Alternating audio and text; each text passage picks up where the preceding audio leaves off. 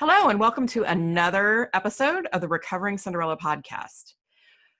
In each podcast, we share real stories of hope, inspiration, and advice from women who have made it through divorce for women going through it. My name is Carrie Lauderdale Olson, and I am the original Recovering Cinderella. Each week, women share their own Recovering Cinderella stories of divorce when happily ever after ended. From navigating the emotional and financial fallout from divorce to how they started new lives they love. I'm a certified divorce coach specializing in helping women make it through divorce. Now, we all know that every fairy tale starts with once upon a time and ends with, and they live happily ever after. We all want the fairy tale ending when we get married. Unfortunately, in over 50% of marriages, that doesn't happen.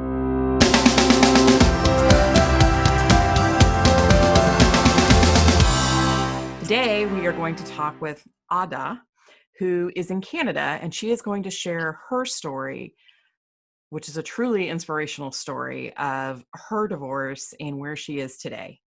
So, Ada, why don't you go ahead and share your story? Hi, everyone, and thank you, Carrie. It's an honor to be here today.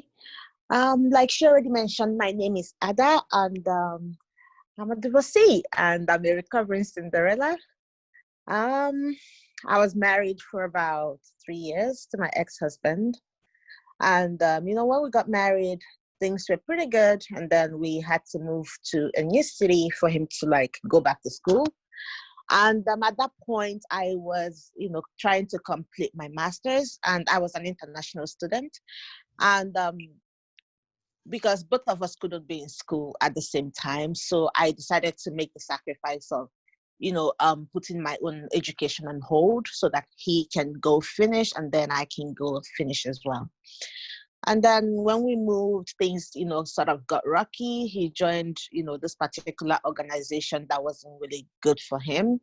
And, they would tell him different things and different prophecies. And then people would start telling him how I was going to kill him and how my family back home wanted to kill him. And he was like, this crazy thing going on. And he will make food and he will take the food and the whole pot of food, really. He will put it in his car and he will leave with it. And it was a quarrel every time. And at that point, I got pregnant and we had, a 2-year-old daughter as well.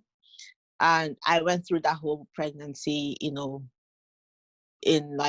fear and unhappiness. And at the point, I was actually really scared I was going to miscarry because it was never peaceful for 1 second. It was never peaceful. It was always one fight after the other. He would go months without even talking to me.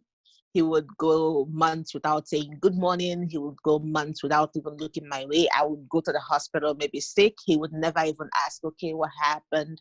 It got so bad that once I hear him coming home, I get really scared because the verbal abuse, the emotional abuse, it was so bad. And I didn't know how to live because I come from a family that didn't quite believe in divorce, or I come from a culture where divorce is largely frowned upon. So as a woman from my culture, if you get a divorce, it's somehow your fault. It's never the man's fault. It's your fault. And, people look at you as a failure. And here I am in this marriage. And, I am unhappy, I am emotionally tortured, and I was trapped and I didn't know how to live. And I was alone because my family do not live in Canada, right? So it was just me. So basically my husband was the only family I had in the entire city. I don't have much friends. The friends I had were in another city. It was the craziest thing. And then, at a point, he called me one day because, like I said, I came here as an international student. And then when I got married to him, he had permanent residence. So we decided that he was going to apply for me to also become a permanent resident, which we had started the application process, I think 2 years into our marriage, because to be honest, I wasn't even in a hurry because that's not why I married him. And then he calls me one day into the living room and he's like, well, by the way, I just wanted to let you know that I had called immigration and withdrawn your papers. So you're on your own. Wow. And at this point, yes, we were still married. We weren't even separated. We were married. And you're It's like, pregnant, right, at this point? yes, I was about 6 months pregnant at this point. It's like, well, I just want to let you know that I had called immigration and I have told them to withdraw your papers. I'm like, okay. I didn't know what to say. I was so confused. This is someone that I have sacrificed so much for. And I didn't know what to do. My study permit was coming to an end. I had like about, I think, 2 months to go with my study permit at that point. So I was like, I didn't know what to do, to be honest. I was stumped. I called my friends. I'm like, oh my God, look at what's going on. I called my mom. I was crying on the phone. And my mom was like, you know what? Dry your tears. My mom called him. He wouldn't answer because apparently my mom also wants to kill him. He was so paranoid. Everyone wants to kill him. Even people who were not even in the same country were trying to kill him somehow. We stopped sleeping in the same room. Like, it was so bad. I was married, but I was single, you know, and I had my daughter, and it got to a point where my blood pressure went so low, I was collapsing at work. So I had to stop working at about, I think, 6 months into my pregnancy. And then one day I remember he went out and he didn't come home all night, knowing fully well, that my condition would probably mean that I could collapse at any point. At this point, I was about 8 months pregnant. I was collapsing all the time because my blood pressure was really, really low. And then he didn't come home all night. He didn't call, nothing. And then the morning after I saw him, he came home, didn't speak to me. And then I went to take a nap. And then when I woke up, he was gone. And my daughter was home alone. He left her there, knowing I was sleeping. He left my 2-year-old daughter, packed all his things, and left. My 2-year-old daughter comes, wakes me up, Mommy, I want to drink water. I'm like, your dad's there. Go tell your dad. She's like, Dad's gone. Imagine the trauma for a 2-year-old watching your father pack up everything and leaving the house and leaving you behind, knowing fully well that this is a 2-year-old. I was sleeping, thinking he's home. She could have injured herself. She could have done something because there was no one watching her, right? And he left her there with me sleeping and left the house. And then I woke up and I didn't know what to do because I wasn't working. So he was the one paying the rent at that point, right? I was paying everything else, but he pays the rent. And then I knew that the rent was coming due. I didn't have enough money because I was on mat leave. I, had like the toddler to care for. I was basically going to be homeless. I had $40 to my name at that point, that particular day. I remember it was a Friday. I didn't know what to do. I could go into labor at any point. So I called my friends in the city where I, previously lived, the city where my school was. And I kept looking for who has a spare room in their, homes that could give me shelter for the moment. Eventually one of my cousins was like, oh, yeah, yeah. She, I call her my cousin because right now she's family, Yeah. She became family even though she's my friend. She's like, yeah, you can come. One of the rooms in my house is empty, even though that house do not take kids. It's an adult building. There's something called an adult building. It's a building specifically for like working class couples, single people. They don't let kids in. But she was like, oh, yeah, you can come stay for a little bit. I will talk to my landlady, see if they can let you stay for now. She spoke to her landlady and the landlady agreed to let me stay for 1 month. So I packed up all my things, found the driver, called my uncle in the United States. He sent me like $400, found this little car, packed up the much I could. I left most of my things in that house. And I took my daughter, 8 months pregnant, and moved to a new city in like the space of 2 days. Wow. Yeah. You get to this new city and here you are, you're homeless, you're having to Yeah. continue to I live, was you're homeless. I didn't have pregnant, anything, no money, pregnant. and you're thinking things can't get worse, and then they did, Yeah. right? It was so bad. I was crying all the time. I didn't know what to do. I'm like, what am I going to do? Am I going to get deported?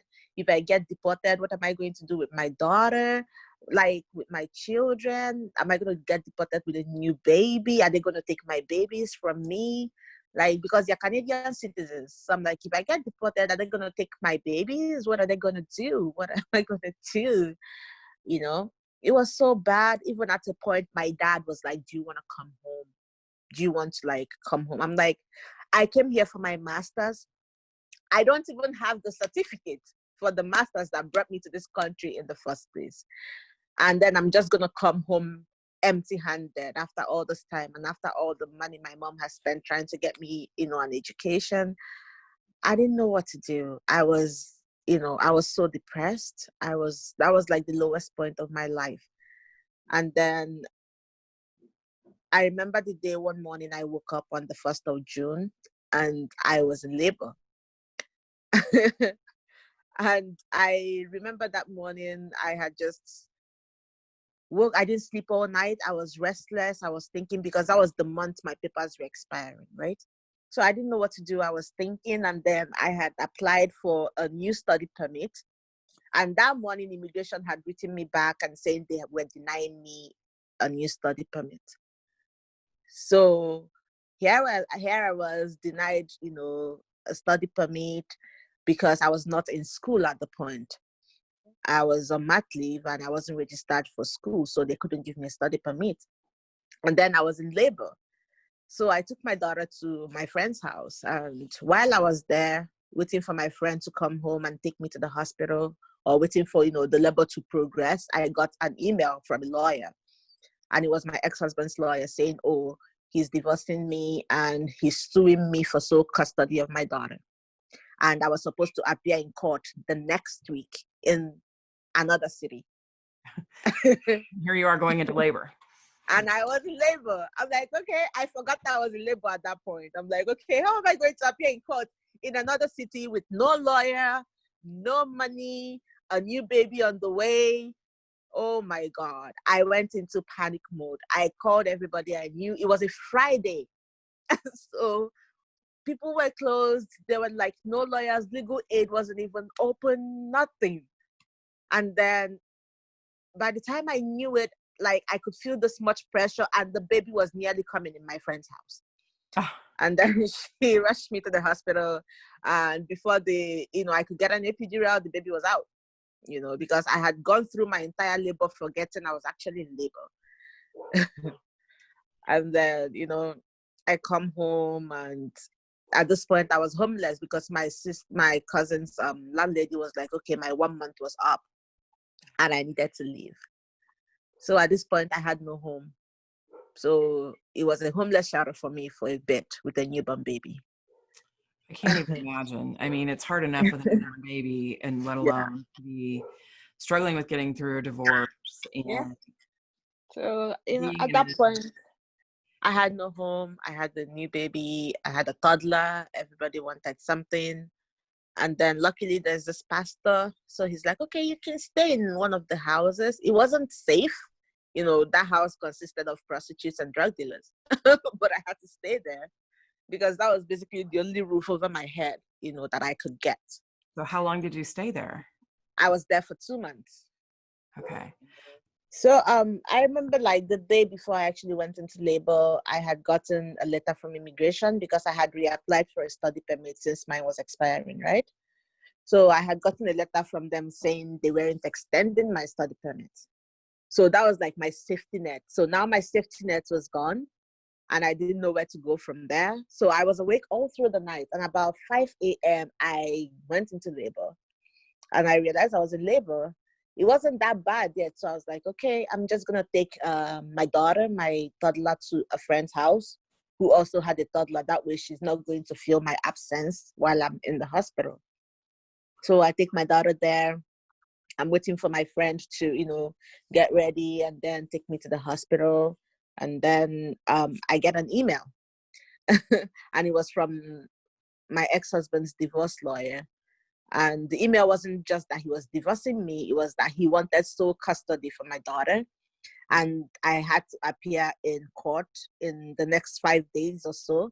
And if I didn't appear, they were just going to rule in his favor if I was absent. And it's in another city, right? Yes, it's in another city, the city I had relocated from, right? So, and he knew I was not in that city. He knew very well that I was not there, but he served me there anyway. And then of all days, the day I'm in labor. It was a Friday, So where was I going to find a lawyer on a Friday in labor? I just went into like this panic mode. I forgot I was in labor. I was running around the whole city trying to find a lawyer. My friend and I remember we drove through different law offices. Nobody could take us on. And the ones who could take us on wanted us to make an appointment the next week. I was in labor. There's no way I could make any appointments for next week. I don't even know what's going to happen during, childbirth. And, they were calling so much money that I could not afford. Legal aid couldn't do anything at that point. They needed me to call back next week. I didn't know what to do. Because if I didn't appear, if I didn't do something, they were going to rule in his favor because I was absent. So I've never been that confused in my entire life. And I remember by the time I even realized I was in labor, the baby was nearly out. So by the time I got to the hospital, in like an hour after getting to the hospital, I had, given birth. And then I mean, your whole world is falling down around you, and here you're giving yes, birth. my whole world was spinning. And then where I was staying with my cousin, her landlady was like, "Oh yeah, it's been a month. You gotta go." So this is me with a new baby and a toddler and no place to go. Literally no place to go. What did you do? So I had to like start to contact a few people. I think I stayed in a homeless shelter for a bit, about a couple of days. And then there was this old pastor of mine. He had a house that he leases out. So he's like, oh, one of the flats was kind of empty at that point. So he's like, okay, do you want it? You're still gonna pay. But he wasn't, fortunately, he was charging me reasonably, even though at that point I didn't have a job. He's like, okay, I'm gonna charge you. I think he charged me $500 a month ish. So I'm like, yeah, sure, I'll take it. So I took the place. It wasn't the safest place. It had drug dealers, prostitutes. Every night you could hear them stomping up and down the stairs. You could hear their voices outside. They would smoke under my window. It was scary. It was the scariest experience. I don't sleep at night.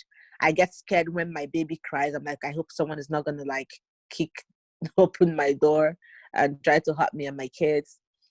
It was the worst thing. And then as if that wasn't enough, one day I was bathing my baby and my back kind of give up. I couldn't get up. I couldn't walk. And then I just stayed there with my baby in the bathtub and my younger daughter screaming, "Mommy, are you okay? Mommy, are you okay?" And I could not move. So I managed to tell her, okay, baby girl, grab the phone. And I already luckily taught her how to dial 911 a long time ago. When I started collapsing and, her dad wasn't being, the best husband. So I taught her how to call 911 just in case something happens. So she got my phone, she dialed 911 and they get me to the hospital, get my kids, and I was in the hospital for a couple of days and my kids had to go stay with a friend and they would bring my baby, every morning and then they would take her with them every night. And it was the worst experience of my life. Watching them bring my baby in the morning, then, take her away at night because I couldn't take care of her in the hospital. And while all this was happening, my ex-husband couldn't be bothered. He couldn't even be bothered. Then I think my daughter got sick at one point, my baby. She got very, very sick, when she was about 3-4 months. And I couldn't afford, the hospital bills. And then I called him. I'm like, okay, can you help out a little bit? And he refused. He flat out refused, said he wasn't going to do it. And I had to go borrow money, to take care of the bills. Because at this point, I didn't have any papers. So I wasn't qualified for any kind of insurance. So I had to pay out of pocket for everything. And then... How did you get because you have everything stacked against you. You don't have papers, you don't have a job, you don't have a way to support your girls. What did you do? How did you... At that point, I didn't know it. Like I said, I was a mat leave, and luckily I live in a country that kind of pays you when you're mat leave. I mean, it's not a lot, but it was okay to at least feed. It wasn't even enough to pay rent, but at least I could try to feed my kids. And then I decided, okay, since I'm still, I still have the option of going back to school to finish. Maybe if I go back to school, they would, issue me a new study permit and then I can stay. So I went to school and I was owing them money. And then to even register for the next semester, everything came to about $7,000, give or take. Where was I going to get that from? I don't even have $100. So where was I going to get $7,000 from? So I talked to my supervisor. I'm like, okay, is there a way for you to talk to the bursary department for me to pay them installmentally? And then she's like, okay, fine. So we went to the bursary department. They were like, okay, how much can you pay monthly or bi-weekly? And it wasn't a lot because I don't even have enough left over after feeding my kids to pay that, enough money. So I didn't know what to do. I cried all day in her office, and she's like, okay, she was going to talk to the dean. So I remember, one morning the dean had sent me an email. She's like, okay, can you come and see me? So I took my kids, I went in, I spoke to the dean, and she's like, okay, I've looked at your previous academic performances, you're done with classes. So all that's left is pretty much, to finish your thesis to get your master's. I'm like, yes, ma'am. She's like, okay, no problem. We have decided that we as a faculty are going to grant you a scholarship to offset the entire bill, basically. Wow. Yeah, it was a miracle.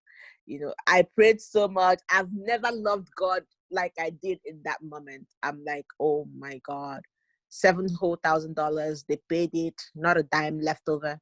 I worked so hard. I worked night and day. I read night and day. I researched night and day because I was determined not to go over that particular semester that they had paid for. I was determined to finish my master's that semester. So I registered for classes. I reapplied for a study permit, and as God would have it, they approved it this time.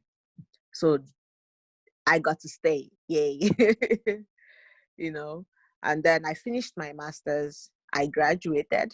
Yay. Yay! I graduated. Like, I almost gave up at one point. I was like, okay, maybe I should just go back home.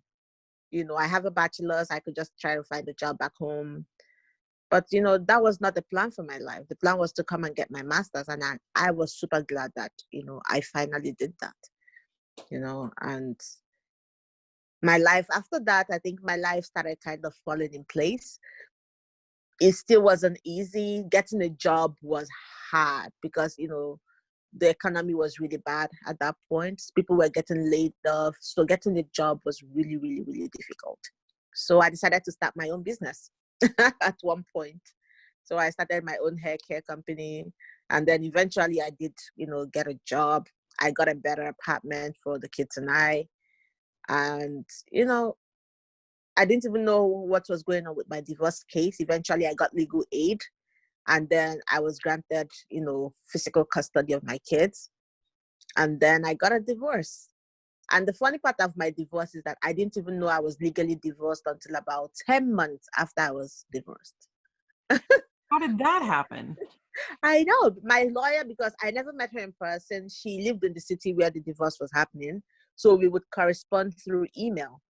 So apparently, when the judge granted the divorce, she was supposed to send me an email with the court documents.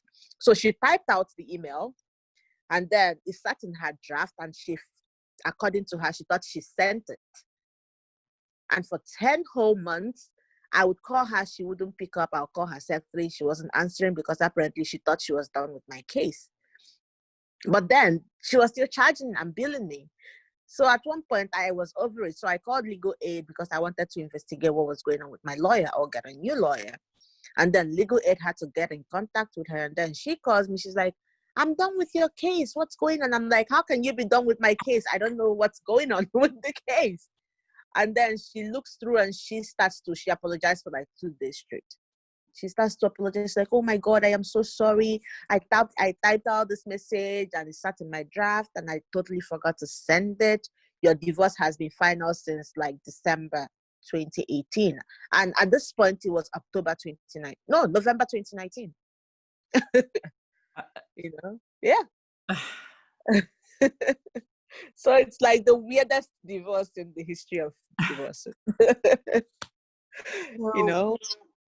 As you look back over this, I mean, challenging time, and challenging isn't even the right word for it. What do you think got you through all that? What was the one thing that helped you the most? My faith. I think, I know that it's not everyone is Christian. I am. And I think having to believe in something other than yourself, having to believe in something greater, got me through, because I would always tell myself, God will not bring you this far to leave you. It's a mantra for me. I say to myself all the time. Whenever I get into a tough spot, I look at myself and I tell myself, hey, God will not bring you this far to leave you. He did not bring me this far to leave me. So if he has brought me this far, there is no way on earth he's going to abandon me now. And that kind of gets me through. And then also I look at my kids and I'm like, I want a better life for these kids. So I have to keep pushing. I don't want these kids to see me this way. So I have to keep pushing. So those are like the two things that really got me through: my faith and my kids. As you look back, and it's been what, a couple years now, your youngest is how old? She's 2 now. 2. So, 2 years ago, you were in the worst place that you could imagine. And looking back, what do you wish you would have known? What do you wish somebody would have told you as you were going through all that? To be honest, I wish someone could have told me to get out faster. I wish someone would have told me that if I left, I would be okay. I wish I did not wait to go through all that I went through to actually, leave, or to wait for him to do the living. I wish I would have left sooner, to be honest. Because I thought, oh, if I leave, am I going to be okay? What would people say? I wish I knew that people's opinions did not matter at all. That is so powerful, because I Yes. think that as women, in my own story, I stayed way too long in my second marriage because of the shame and the guilt, and women tend to feel like it's their fault, and it's something, there's a negative connotation about it. Yeah. So that's very real and very powerful. And you're right on target. Absolutely. So now that you're down the road a little bit, you're 2 years past it, do you feel like you're in a good place now? Oh, yes, absolutely. I'm in a wonderful place. My life is great now. I stay in my own house, in my own home, and I am at peace with myself. Back in my marriage, like whenever I could hear my doorknob rattle, my heart would skip a bit. I got really scared. I was terrified, and I carried that through for so long, even after we were separated and divorced. Whenever I hear footsteps down the hall, or whenever I hear my door rattle, I get scared. It was, the PTSD was real. I had like serious post-traumatic stress disorder from my marriage. But now, I'm in a better place in every way. I'm in a better place emotionally. I'm in a better place financially. I'm in a better place physically. I'm in a better place all around. And, it's a good feeling. Absolutely. What is the best part of your new life? The best part of my new life is the financial freedom that I have. It's like the best part. Your money is your money, and you get to do whatever you want with it. As opposed to, okay, if I do this, my ex-husband had a way of judging you when you did things for yourself. So it's like, you're wasting money. But now I get to do what I want with my own money without anybody judging me for it, because I work hard. I work very hard for this money. I remember one time I bought like a pair of shoes that cost $50, just $50. And this man gave me crap for it for like days. For days. just because I bought Now purse. you can buy yourself shoes when you want. I know, right? And it's bad because I'm really, really responsible with money. So I should get to at least, spoil myself from time to time without someone having to look at me like I'm irresponsible, So yeah, that's one of the, favorite parts about my new life. And also owning it, Yeah. owning yourself, owning your future, knowing exactly what you want and just going for it. That's like the absolute best part. So what advice would you give a woman that's going through a divorce right now? If you could tell her something that you think would be helpful, what would you tell her? Accept help. That's like the That's a number big one one. thing. Accept help. Wherever you can find help, take it. Because when you're going through a divorce, there is so much going on. If people want to give you a hug, give them a hug. If you have kids and you have friends or family that can babysit, as long as you trust them, I put that trust because it's important. People molest kids all the time. You can't trust everybody with your children. But as long as it's somebody that you can, sort of trust, because honestly, I don't trust anybody 100%. Anybody. So as long as it's somebody you can kind of trust with your kids, let them have that sleepover, even if it's just once. Sit down. If you drink wine, drink wine. If you binge watch TV, watch TV. If you read books, just take that time. Accept help. Breathe. It will really help you. And also, I find people quarreling and, fighting their ex-husbands Yeah. because of the kids and custody issues. The truth is that kids know who is there for them. Children know who genuinely loves them. It doesn't even matter if they have to go and spend time with your ex-husband and his new girlfriend or his new anything. It's fine. Your kids will always be your kids. That's one thing, we need to know. So if he wants to take them, let him use that time that you don't have your kids, read a new book, learn a new craft, pick up a few new skills. What have you always wanted to do that marriage didn't let you do? Now is the time. Don't be petty about it. If your ex-husband, even though he's a bad husband, if he's a good father, then let him be a good father. You can fight him, but if he's a good dad, let him be a good dad. Do not try to drive a wedge because it will end up hurting you and hurting your kids. Yeah. And your kids. And that's great advice. Yeah. And I think that, that's so true, is that this is your opportunity to find yourself again. Right. Yeah. And I know for me, it was really, really hard because I was a very strong, independent woman, and having to ask for help was not natural for me. And so asking for help and accepting help was something that was probably the hardest thing that I did. But it was necessary because I was raising my kids on my own, and sometimes you needed some help. And so I think that's great advice. So you mentioned that you started a hair care company. Do you want to tell people what the website is and a little bit about that? I would, but right now it's going through like what's it called? A change. Okay. Yeah, it's going through a change. I'm adding new products and taking out new products, so it's going through a change. But Okay. hey, if you want to check out my regular website, you can. It's beingadana.com. Okay. You want to I write stuff on there.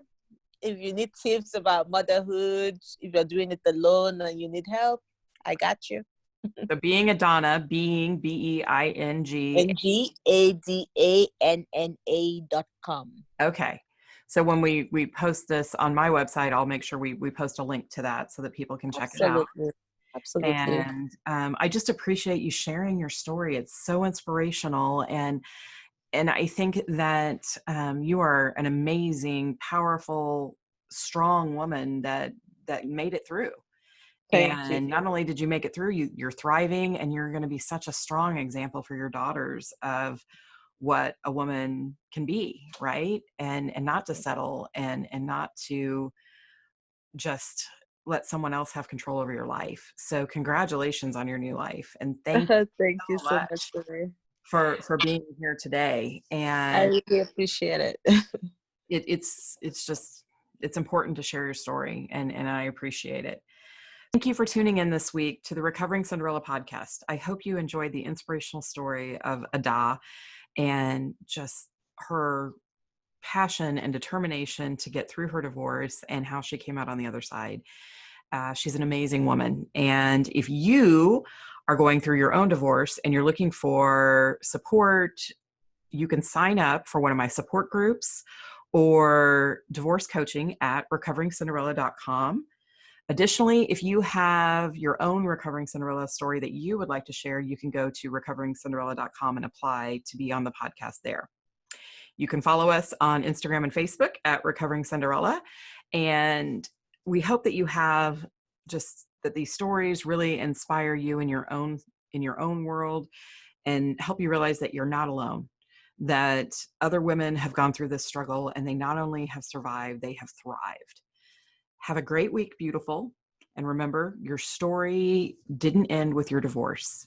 You're still writing it, and the next chapter is going to be even better than the last.